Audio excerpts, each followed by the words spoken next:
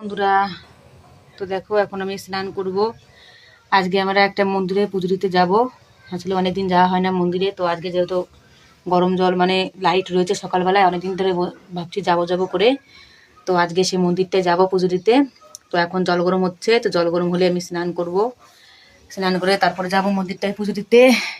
তো মন্দিরটায় গিয়ে পুজো দিতে গেলে আপনাদের কাছে ভিডিও দেখাবো যে কোন মন্দিরে গেলাম। এর এর আগেও মন্দিরে গিয়েছি, ওটা অনেকবার। ওটা আসলে আমাদের সব থেকে এটা মানে মেন জায়গা মন্দির, ওইখানটা আমরা মানে সবসময় যাই ধরতে গেলে।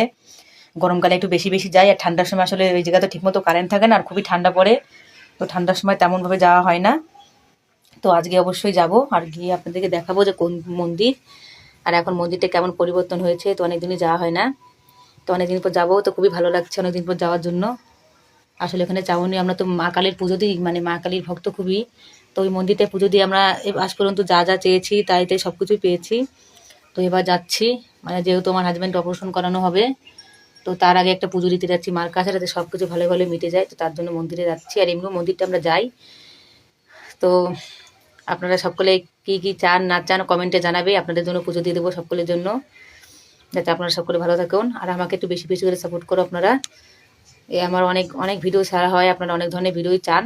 তো ভিডিওগুলো দেওয়ার চেষ্টা করি। তো ভিডিওগুলো দেওয়ার সময় আসলে ওই নিশানটা যে আসে, ওটা হলুদ কালারের নিশান আসে অনেক সময়। তো হলুদ কালার নিশান থাকলে আমার রিস্ক থাকে, খুবই রিস্কের একটা ব্যাপার। তো আপনারা একটু বেশি বেশি করে সাপোর্ট করলে তাহলে তো সেই রিস্কটা আমার থাকবে না।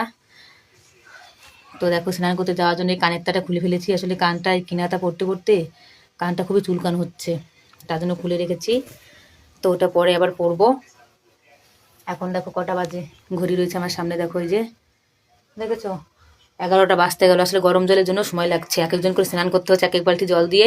কারেন্টে বসিয়েছি গরম জল, তো তার জন্য সময় লাগছে।